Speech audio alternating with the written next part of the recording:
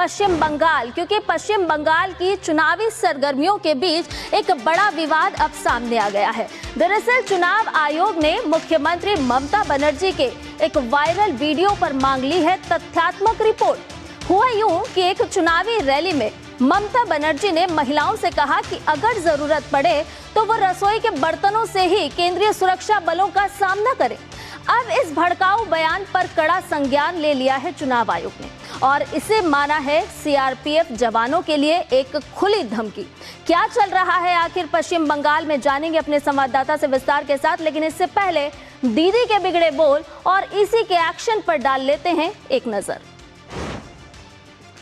तो दीदी के एक बार फिर से बिगड़े हैं बोल, लेकिन इलेक्शन कमीशन भी अपने एक्शन मोड में है। चुनाव आयोग ने जिला अधिकारी से मांग ली है अब तथ्यात्मक रिपोर्ट। सीआरपीएफ को कथित खुली धमकी देने पर अब ये विवाद बढ़ चुका है। जी हां, पश्चिम बंगाल में सियासी पारा लगातार बढ़ता जा रहा है। दार्जिलिंग की जनसभा में ममता बनर्जी ने एक विवादित बयान दे डाला है और उन्होंने साफ तौर पर चुनौती देते हुए कहा कि महिलाएं रसोई के बर्तनों से सुरक्षा बलों से निपटें। अब इस बात के क्या कुछ है मायने, इसको लेकर के अब चुनाव आयोग भी सक्रिय हो चुका है। जी हाँ, चुनाव आयोग ने इसे सुरक्षा बलों के लिए खुले तौर पर धमकी माना है। तो चुनाव आयोग ने सुरक्षा बलों के लिए इसे धमकी मानते हुए रिपोर्ट भी मांग ली है। अधिकारियों से तुरंत इसका जवाब भी मांगा है और इतना ही नहीं, जिलाधिकारी विवादित वीडियो की अब पूरी जांच भी करेंगे। जी हां, जो वीडियो सामने आया है उसकी अब जांच भी होगी। तो जिलाधिकारी की विवादित वीडियो अब जांच के दायरे में है और चुनाव से ठीक पहले बंगाल का सियासी पारा चढ़ चुका है और ये सियासी पारा लगातार बढ़ता जा रहा है, या यूं कहें कि सातवें आसमान पर पहुंचता जा रहा है। ताजा अपडेट ले लेते हैं हमारे संवाददाता सौरभ दत्ता इस पूरी खबर के साथ हमारे साथ जुड़ गए हैं। सौरभ, पश्चिम बंगाल में आखिर चल क्या रहा है? ममता बनर्जी के बोल हमने पहले भी देखे बिगड़ते हुए और कोई ये पहली बार नहीं है कि उनके बोल बिगड़े हैं। एक बार फिर उन्होंने महिलाओं से कहा है कि किचन के बर्तन तैयार रखिए। खुली धमकी ममता बनर्जी की एक तरह से। संध्या, एसआईआर से लेकर आज तक बार बार ममता बनर्जी के बिगड़े बोल बार बार सामने आए हैं। चुनाव आयोग के आधिकारिक हो या फिर अभी केंद्रीय बल, कोई भी उनके जो निशाने हैं उनके हमले से बची नहीं है।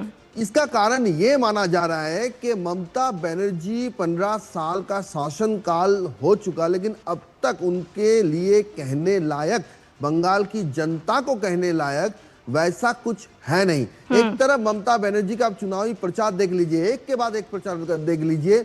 आप वहां पे 30-35 मिनट के भाषण में शुरू में एसआईआर पाएंगे, अंत में एसआईआर पाएंगे, बीच में आप चुनाव आयोग पाएंगे और थोड़ा बीच में जाएंगे तो वहां पे आप भाजपा के बड़े मजली छोटे नेता को हमला करते हुए पाएंगे। लेकिन वो खुद क्या करना चाहती है बंगाल की जनता के लिए अगले 5 साल, तो वो बोलेंगे हम आपको भत्ता राजनीति देंगे, युवाओं को भी भत्ता राजनीति देंगे, महिला को भी भत्ता राजनीति देंगे।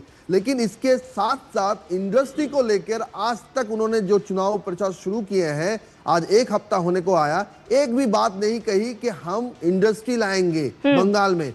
ये इंडस्ट्री कहने, वो तो खुद कहते हैं कि आप जो यहाँ पे बंगाली में मशहूर है, बंगाल में मशहूर है चॉप तेले भाजा, ये सब बेचिए, तो पकोड़े बेचिए, चाय बेचिए, ये आइडियाज आते हैं उनके। और दूसरी तरफ अगर आप आज गृह मंत्री अमित शाह का प्रेस कॉन्फ्रेंस देख ले जो बंगाल में हुआ है, उसमें क्या क्या इश्यू है?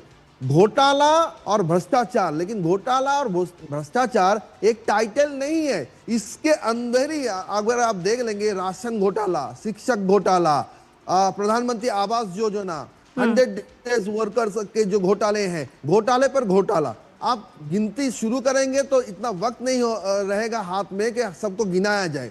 फिर आप जाइए उद्योगहीनता, यहाँ पे इंडस्ट्री नहीं है।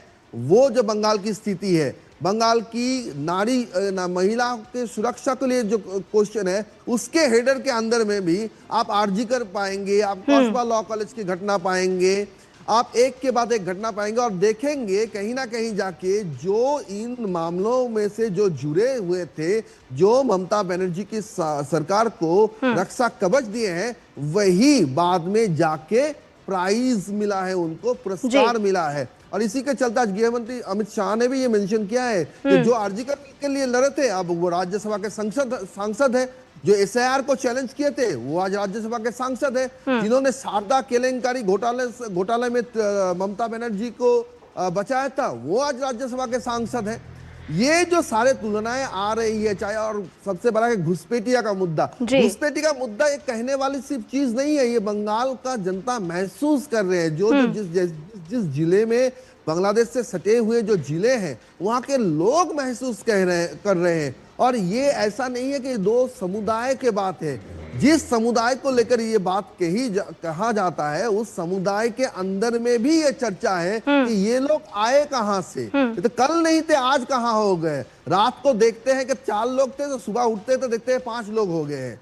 ये जो एक्सपीरियंस है, ये जमीनी तौर पर उनको कहीं ना कहीं जाके बंगाल की जनता इनकार नहीं कर पा रही है। चाहे छात्रा हो, चाहे बिल्कुल सौरभ, देखिए फैसला तो बंगाल की जनता ही करेगी, लेकिन इसमें सवाल ये उठता है कि देखिए, जब आचार संहिता नहीं लगी थी उसके पहले अगर ममता बनर्जी तमाम बातें या तमाम भड़काऊ भाषण देती थी तो शायद चल जाता था, लेकिन अब आचार संहिता है और शायद यही वजह है कि इसीलिए इलेक्शन कमीशन भी अब एक्शन मोड में है ममता बनर्जी के खिलाफ। मॉडल कोड ऑफ कंडक्ट के तहत वो जो बातें कर रही है, सबका संज्ञान लिया जा रहा है। आप जानती है कि चुनाव आयोग में एक सेल है, एक कंप्लेंट सेल खुला गया है। उनमें काफी सारे आधिकारिक हैं, 10 के करीब आधिकारिक है। वो सारे बातें को लेकर ये जो उन्होंने बयानबाजी किए हैं चुनाव में सीआरपीएफ को लेकर, इसका भी संज्ञान लिया गया है। सीओ के पास से रिपोर्ट मांगा गया है। आगे चल के देखना पड़ेगा कि सीओ के ऑफिस की तरफ से क्या रिपोर्ट दिया जाता है।